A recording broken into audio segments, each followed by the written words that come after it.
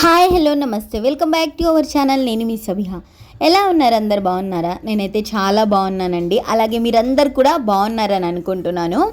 మన ఛానల్లో long video post చేసి ఆల్మోస్ట్ 3 months అయిపోయింది. ఈ 3 months నేను ఎందుకు వీడియో పోస్ట్ చేయలేదు ఏంటి అనేది నెక్స్ట్ బ్లాగ్లో అయితే నేను కంపల్సరీగా అయితే చెప్తానండి. ఈరోజు వీడియోలో అయితే చేపల పులుసు ఎలా ప్రిపేర్ చేసుకోవాలో వీడియోలో అయితే నేర్చేసుకుందాము. ముందు వీడియో అయితే ఎక్కడ స్కిప్ చేయకుండా లాస్ట్ వరకు చూసేయండి.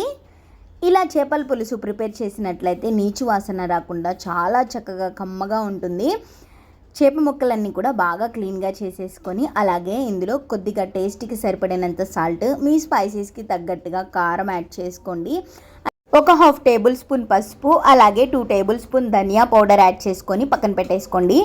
ముందుగా చేపల పులుసుకి ప్రిపేర్ చేసుకోవడానికి వెడల్పాటి బాండీ అయితే తీసుకోండి. ఇక్కడ వెడల్పాటి బాండీ తీసుకొని ఏదైనా నాన్ వెజ్ కర్రీకి అనేసరికి కొద్దిగా ఆయిల్ అనేది ఎక్కువగానే పడుతుంది కాబట్టి కొంచెం ఆయిల్ యాడ్ చేసేసుకోండి. ఇప్పుడు ఇక్కడ నేనైతే ఒక 4-5 మీడియం సైజ్ ఉల్లిపాయ తీసుకొని ఇలా బాగా సన్నగా తరుక్కున్నాను. ఉల్లిపాయలన్నీ కూడా ఇందులో యాడ్ చేసేసుకొని బాగా మంచి బ్రౌన్ కలర్ వచ్చేంత వరకు కూడా ఆయిల్లో బాగా ఫ్రై చేసేసుకోండి. ఉల్లిపాయలు బాగా ఫ్రై చేసుకుంటే కచ్చాపచ్చాగా ఉండకుండా చాలా చక్కగా అనేది పులుసు అనేది ప్రిపేర్ చేసుకోవచ్చు అన్నమాట. చూస్తున్నారు కదా, ఇక్కడ నేను వీడియోలో చూపిస్తున్నాను కదా, సేమ్ యాజ్ ఇట్ ఈజ్గా అలాగే ప్రిపేర్ చేసుకోండి. అలాగే ఈ వీడియో చూస్తున్న వాళ్ళు ఇప్పుడు దాకా మన ఛానల్ని సబ్స్క్రైబ్ చేసుకోకుండా ఉన్నట్లయితే మన ఛానల్ని లైక్ చేయండి, షేర్ చేయండి, అలాగే సబ్స్క్రైబ్ చేసుకొని పక్కనున్న బెల్ బటన్ని ట్యాప్ చేయండి. అప్పుడే నేను పెట్టిన ప్రతి వీడియో కూడా మీ దాకా నోటిఫికేషన్ అనేది రీచ్ అవుతుంది. ఇక్కడ నేనైతే ఒక 2 పచ్చిమిరపకాయలు వేసుకొని బాగా ఫ్రై చేసేసుకోండి. ఇదంతా కూడా బాగా ఫ్రై అయిపోయాక ఇక్కడ కొద్దిగా అప్పటికప్పుడు దంచిన ఫ్రెష్గా అల్లం వెల్లుల్లి పేస్ట్ యాడ్ చేసి ఈ అల్లం వెల్లుల్లి పేస్ట్ పచ్చి వాసన పోయేంత వరకు కూడా ఆయిల్లో బాగా ఫ్రై చేసేసుకోండి. స్టవ్ ఫ్లేమ్ అనేది మీడియం ఫ్లేమ్లో పెట్టేసుకొని ఇది అనేది ప్రిపేర్ చేసుకోండి. అప్పుడే మనకు మాడిపోకుండా చాలా చక్కగా వస్తుందన్నమాట. అలాగే ఇక్కడ నేను 2 టమాటా ముక్కలు బాగా సన్నగా కట్ చేసేసుకొని ఇందులో యాడ్ చేసుకొని బాగా ఫ్రై చేసుకోండి. ఇవన్నీ కూడా ఇక్కడ నేనైతే 2.5 kgs చేపలు అయితే తీసేసుకున్నాను. చేప ముక్కలన్నీ కూడా మీడియం సైజులో ఉండేటట్లు ఇలా కట్ చేసేసుకోండి. అలాగే మనం మసాలా అన్నీ కూడా ఈ చేప ముక్కలకి బాగా పట్టించేసేయండి.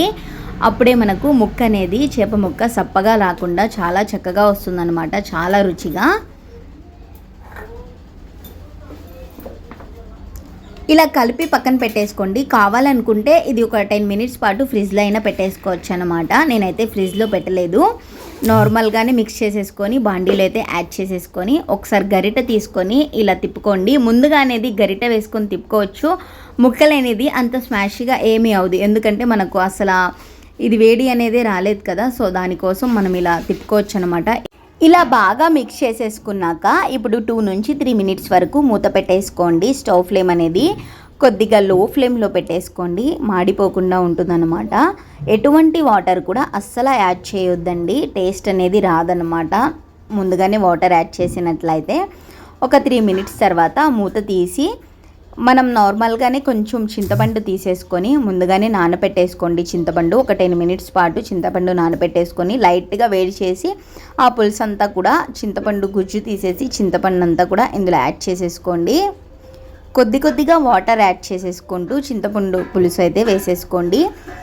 నార్మల్గానే పులుసు అనేసరికి కొంచెం పుల్లగానే ఉంటే చాలా టేస్టీగా ఉంటుందన్నమాట.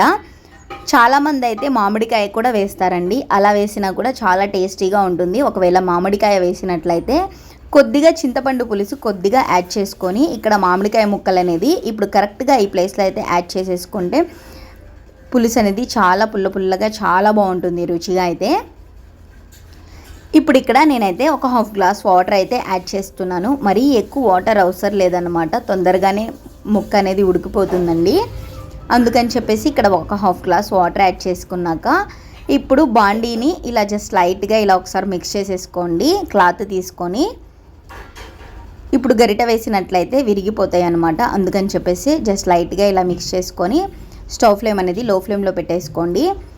కొద్దిగా జీలకర్ర అలాగే కొంచెం చెక్క లొంగ ఒకసారి బాగా పాన్లో ఫ్రై చేసేసుకొని ఇలా బాగా పౌడర్ చేసుకొని పక్కన పెట్టేసుకోండి.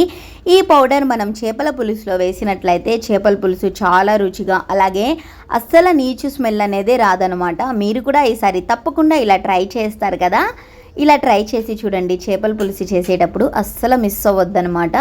ఇలా లాస్ట్లో పౌడర్ యాడ్ చేసుకోండి, ముందుగానే పౌడర్ యాడ్ చేసుకోవద్దనమాట. మనకు ఎటువంటి ఫిష్ పౌడర్ కూడా అవసరం లేదనమాట. బయట తెచ్చుకునే ఫిష్ పౌడర్ ఇంట్లోనే మనం హ్యాపీగా ఇలా ప్రిపేర్ చేసుకోవచ్చు ఉన్న మసాలా వేసి. ఒకవేళ మీరు ఇందులో కొంచెం ఫ్రై చేసి ధనియా పౌడర్ కూడా యాడ్ చేసినట్లయితే చాలా రుచిగా ఉంటుంది అది కూడా.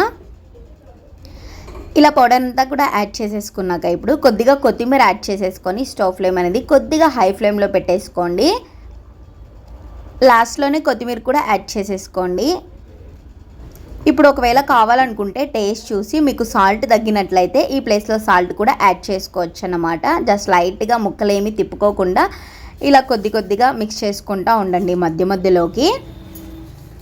ఇప్పుడు ఇదంతా కూడా ఒక 5 మినిట్స్ పాటు బాగా కుక్ చేసేసుకోండి. అప్పుడే ముక్క అనేది బాగా ఉడికిపోతుంది. అలాగే గ్రేవీ కూడా మీకు మంచి థిక్గా గ్రేవీ అయితే వస్తుంది. ఇంకా స్టవ్ ఆఫ్ చేసేస్తే చూసారు కదా, చాలా రుచిగా పుల్లగా చేపల పులుసు అయితే రెడీ అయిపోయింది. ఈ వీడియో మీ అందరికీ కూడా నచ్చింది అనుకుంటున్నాను. మీరు కూడా ఈసారి తప్పకుండా ట్రై చేస్తారు కదా. వేడి అన్నంలో వేసుకొని తింటే చాలా టేస్టీగా ఉంటుంది. ఇక్కడ నేను ఈ చేప అయితే బొచ్చ చేప అయితే తీసుకున్నాను. 2.5 kgs పడింది. ఈ వీడియోని లైక్ చేయండి, షేర్ చేయండి, అలాగే మన ఛానల్ని సబ్స్క్రైబ్ చేసుకోండి. Thanks for watching. Please do subscribe. Next వీడియోలో మళ్ళీ కలుద్దాం.